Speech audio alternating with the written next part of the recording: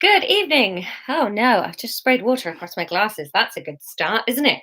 I'm not too drunk. Hooray! I've had one gin, but that's it. And I'm having to miss the last round of quacks of Quedlinburg because I was like, oh, I can't leave people hanging for too long. Oh goodness, you guys have really been chatting. Hey gang. How's it all going? By the way, before I forget, I will have a scroll through and say some hellos in a second. But before I forget, I've had two submissions for the reading something on that you guys have written on a Sunday night. So if you're up for it, we can do the live stream on Sunday night. I probably will. Let me just check my calendar. That is happening. I probably will make it 8 o'clock if that's okay, just so that then when I'm done with that, I'm done for the evening. So I'm trying to relax a little bit on weekends. So if you're up for it on Sunday night, we can do an audience submissions read-a-thon, and we'll see who turns up. So yeah, I've got a couple of submissions, so I'll read through them and we'll read them out. So hi everyone, hello Ben and John and Catherine and Kevin and Chris and Neil and Sarah. I'm trying to make sure I'm not repeating names. And Georgina, Grania, first time making it to the live stream. Hello, welcome. It's fun. It's nice and cozy. And Jackie, hello Scotland. Hello. Welcome everyone. That's where I joined. Right, good. Everybody's here. So tonight also, you mean this is not relaxing, Lauren? No, it's super relaxing trying to write 3,000 words of novels that make sense every day. No, I am genuinely enjoying it. It's not very stressful, but there are some days where I'm just staring at the piece of paper going, oh my God, what the fuck is going to happen in this book today? But not today. This is, however, the first day where I haven't had time to read it to Tom, our husbandito, to check it before it comes live to you fine people.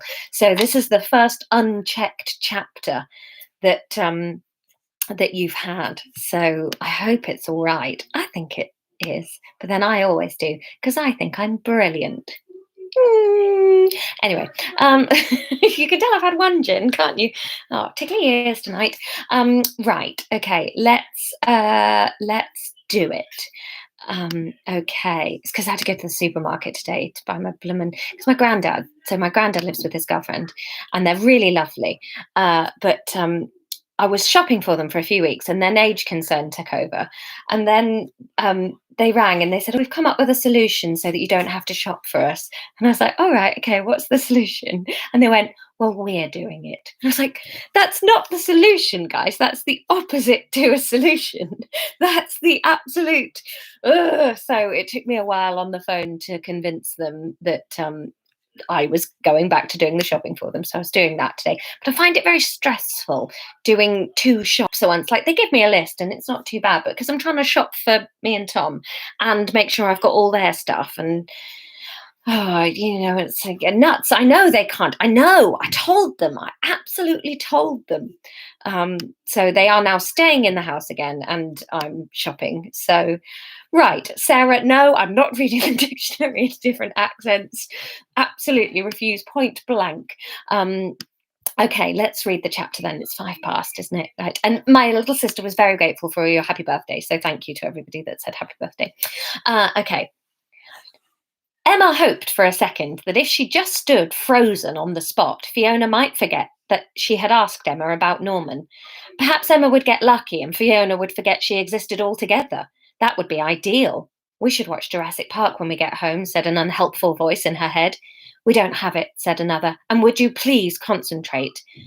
Fiona's face was unreadable, but surely she must know Norman hadn't gone down a storm or she wouldn't be asking, would she? Emma tried to reason. She desperately didn't want to lie to her new friend, but equally, the thought of opening her mouth and saying to a human being's face that you didn't like their boyfriend felt like a total impossibility. There was no way she could do it. It would be like taking a big bite of someone's home-cooked meal and then just regurgitating it back up onto the table. The longer Emma stood there, though, the more sure she was that Fiona would already know the answer. No one stood silently after you asked them whether they liked someone lovely. You need to answer quickly, she urged herself. Okay, then, well, think of something nice to say instead of just telling me off. Emma was really tiring of her brain constantly chiding, but not really pulling its own weight in the thinking department. chippy sod. You never got this hassle from other body parts. Feet weren't urging you to run whilst expecting you to do it on your belly. Your liver wasn't trying to persuade you to do whatever livers did. What did livers do? Something to do with alcohol? Or was that kidneys? God, Emma hated eating kidneys. Fiona cleared her throat, and Emma's thoughts scrambled away to the shadows of her mind. Fiona was looking at her with such earnest expression. That should be such an earnest expression. See, these are the things I normally find when I'm reading it to Tom. Ugh. Okay, hang on a minute. What are you guys chonking on about? Swedish accent. Yeah, all right, Kim, I see you there. Glad you made it. Welcome. Well done, everyone. And London, hello. Fiona cleared her thought, and Emma's thoughts scrambled away to the shadows of her mind. Fiona was looking at her with such an earnest expression on her face that Emma decided there was only one thing for it.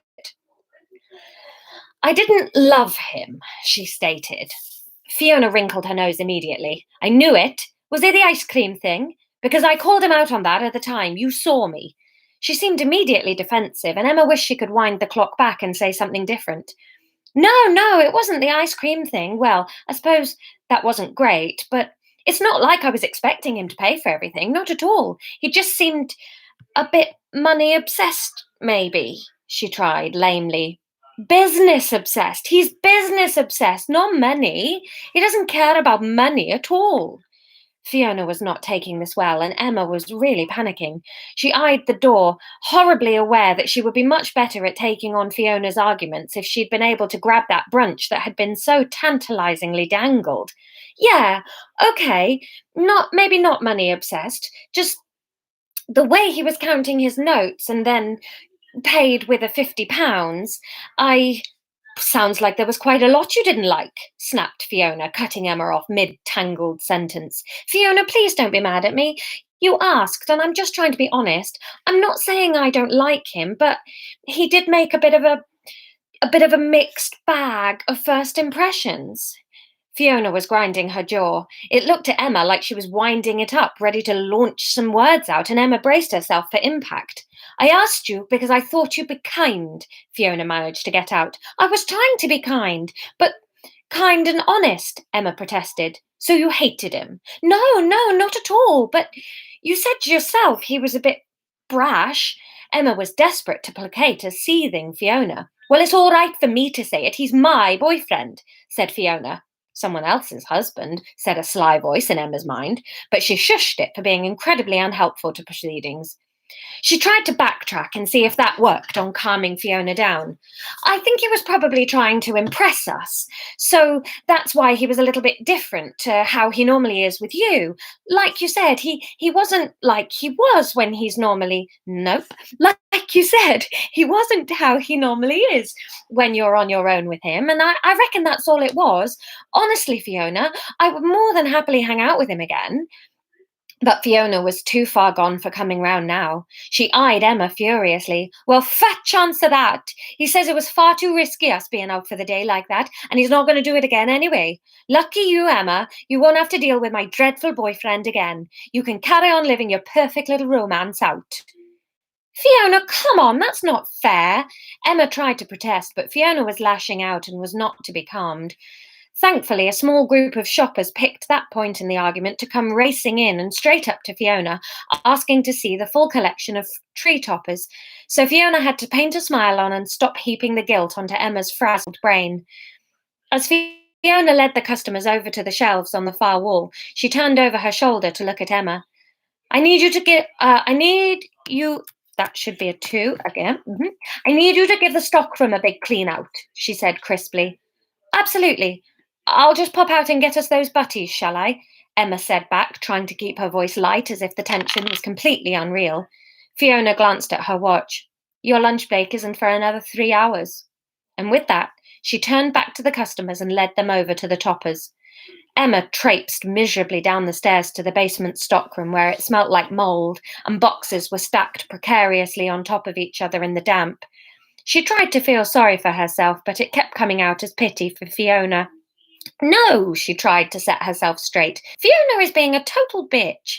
Yeah, but only because she's feeling insecure, and you've just said out loud all the things she was trying to ignore about her relationship. Emma knew that the more magnanimous side of her was right, but it would have been so satisfying to have been able to feel furious with Fiona as she spent a horrible morning and afternoon down in the musty stockroom breaking her nails on boxes and trying to vacuum a carpet that was seemingly entirely made of fungus. Take a little mid-chapter break. Do. Just wanted to see. Ben says, I went to university in Wales. Fiona is all the girls I was too nervous to talk to. Oh, Fiona is being a cow, Chris. I agree, but she's insecure, isn't she? If you remember, she was quite Mardy when we first met her, and then she defrosted. So I think Mardy might just be her go-to, go-to defensive mechanism. Kim thinks Fiona should blame the subscribers. Yeah, it's not Emma she's mad at, it's you bitches. You're the ones that made Emma do this. You're not nice people. The day passed incredibly slowly. Every time Emma tried to start a conversation with Fiona or apologize, she was coldly shrugged off. Fiona stayed monosyllabic and angry right through to the second Emma waved forlornly from the pavement and began the walk home. It felt like the cozy week of friendship had never happened. Emma didn't have enough experience of Fiona to be able to console herself that all would have blown over by the next day. She walked home in a dark black mood, a mood so shady that she almost certainly would have kicked something had she been wearing sturdier shoes. As she turned up towards her own building, the front door of it opened and a blur of black and white fur bundled out at high speed down the driveway. She tried her best to sidestep so that the Elliot grenade would miss her, but the dog was like an Emma-seeking missile, and he threw himself at her in a great mass of limbs, tongue, and fur. Emma couldn't keep her balance as 25 kilograms of dog came flying at her at full speed, and she bumped down onto the ground, feeling the impact undo several days of healing in her ribs as the air was forced out of her. Elliot sat proudly on top of her as though she was the prize he had been anticipating all day. Jack's face appeared between her and the grey sky. He hauled Elliot off and leashed him before turning round to offer Emma a hand up. I'm so sorry, he said, pulling her to her feet, and Emma was horrified to hear herself shouting at him in response. You need to learn to control that dog, was what she said. Her response, a mixture of Fiona-based frustration and a lack of control due to the sharply reinforced pain in her ribs. Jack looked taken aback, but didn't shout back. I do. I'm so sorry. I know this sounds ludicrous, but he's never really been this wild before. I'm starting to think it must be your pheromones. A sudden image flashed into Emma's mind of Jack stood in the zoo calling her beautiful, and she felt the hot flush of anger fading from her as she calmed. Sorry, she mumbled. That was really rude of me. It's just been a long day, and now my ribs hurt. She ruffled Elliot's head to show no hard feelings existed between the two of them. A tough day? I'm sorry, said Jack kindly. Can I take you out for something to eat to apologise for my dog being an asshole? Emma had opened her mouth to say no when it occurred to her that there was next to no reason to say no. Saying no would just result in a lonely evening in the flat, thinking about an angry Fiona and a mobile phone with no Theo text messages in it. At least if she went out with Jack, then there would be a distraction. Sure, she said, shrugging. Where can you go with him? Ah, let me show you. And Jack led the three of them out of the driveway. They walked through residential street after residential street until they reached a big square park, and Jack pointed to a truck parked in one corner with smoke billowing out of the top. The best pizzas in Bath, he said, and they ambled over. 20 minutes later, they were sitting on the grass with coats stretched out underneath them, eating a pizza that was extremely good. Emma thought it was definitely the best pizza she'd had in Bath, but that was mostly because it was the only pizza she'd had in Bath. She did secretly suspect that even if she lived here for a decade and had at least a pizza a month, this might remain the best pizza in Bath. So why did you have such a tough day? Asked Jack through a mouthful of hot cheese. There, did you like the acting? No. But did you have a nice day? We're eating through some hot pizza cheese. Ha ha ha. So why did you have such a tough day? Asked Jack through a mouthful of hot cheese. Emma sighed. Fiona's mad at me. She asked me what I thought of Norman. Oh, and you were honest? Jack winced. I can only imagine how that went down. The thing is, I wasn't honest, said Emma. I only said I didn't love him. I didn't tell her I thought he was an ugly, arrogant, shallow, boring toolbox with bad breath and a disgusting manner of speaking. Jack laughed and leaned back onto his coat, relaxed. Well, if it makes you feel any better, you've certainly made me feel better for agreeing with you almost 100% on your opinion of Norman.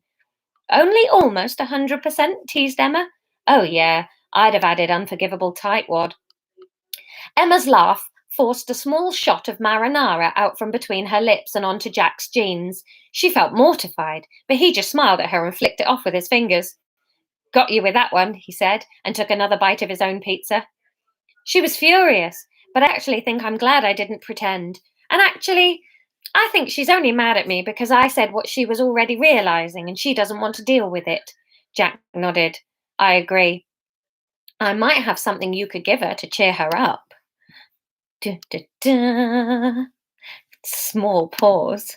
Now say future scope in Irish with pizza. Kim, I will ban you from the live reads if you keep suggesting such horrible things such as that. You can imagine. That's like yoga for your mouth. That would quote. That's no, not absolutely not. Jack nodded. I agree. I might have something you could give her to cheer her up. Emma looked up at him. Oh yeah. Jack swallowed his pizza and nodded. Hang on, we'll do the acting for that. Yeah, something quite interesting happened just as we were leaving the zoo yesterday, and then I meant to tell you in the car, but then we got all distracted with you bumping into that bloke, your old friend in the garage. Emma felt fizzy at the memory of Theo and his heavenly arm draped around her shoulders. So protective, so masculine, so cuddly, so close. Concentrate, screamed her brain. Jack is trying to give you information that will give you your friendship with Fiona back on track. That will get your friendship with Fiona back on track. Emma forced herself back into the present. I wondered where you'd gone. You got held up by something. Not something. Someone. Emma stared at him blankly, not comprehending. He carried on. I was just a little way behind you, and I felt someone tug on my arm. And I turned round, and it was that Simon bloke who had let us feed the giraffes. Turns out he'd taken quite the shine to Fiona, and he wanted to give me his number to pass on to her. He said he hadn't wanted to do it himself because he wasn't sure whether she was with Norman or, Jack paused to chuckle, whether Norman was her dad. Emma choked on a piece of pizza, and Jack had to immediately sit up and bang her hard on the back. Do you always have this much trouble swallowing? He asked her, and the double entendre on what he'd said set them both laughing again, sprawled out on the grass. Emma felt her ribs moan and complain at the laughing fit, but she didn't seem to care. Jack took a folded up piece of paper out of his pocket and passed it over to Emma. Gosh, said Emma, I hope this does take her mind off Norman. She should be with someone who treats her nicely. She deserves it when she's not being an absolute battle axe. Agreed, said Jack. Thank you, Jack. This has really cheered me up after what was a completely balls day. Jack smiled at her. My pleasure. And sorry again about my dog for the umpteenth time. Elliot raised an eyebrow at them from where he was lying relaxed on the grass. Emma again heard the soundbite in her mind's ear of Jack calling her beautiful. She shook the thought away and folded the pizza boxes over to tuck them in the bin.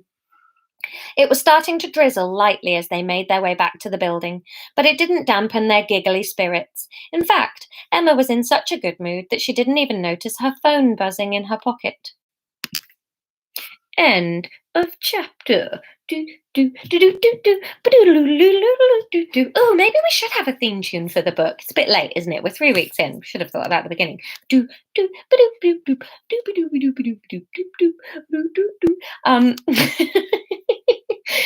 Oh, you're already eating pizza. Oh, you're just already eating something.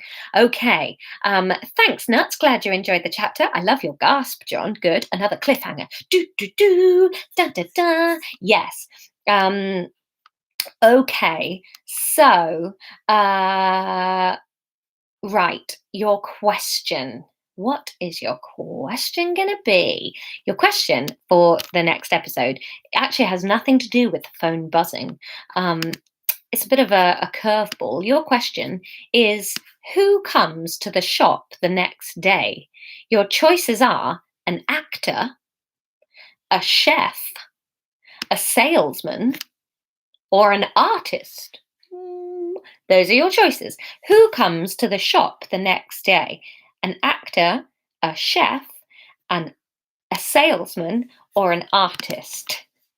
Da da da. The audience decides. Might be Theo calling Art World. We just don't know. A Swedish chef. You bastards! Don't you dare. Anyway, those are your choices. I will stick them in the description as always, and we will. Sarah, I swear you are. You try and do a nice thing for people, and they bully you over the internet. Right, I'll post these on the description of the video and you guys get voting. I probably will be writing slightly earlier in the day tomorrow, so if you could get your votes in by about midday on the 1st of May, British summertime, that would be very helpful. Right, so have a lovely day if this is the beginning of your day. Have a lovely night if it's a night. Just stay safe, all right, everyone, and love you lots. See you tomorrow. Bye.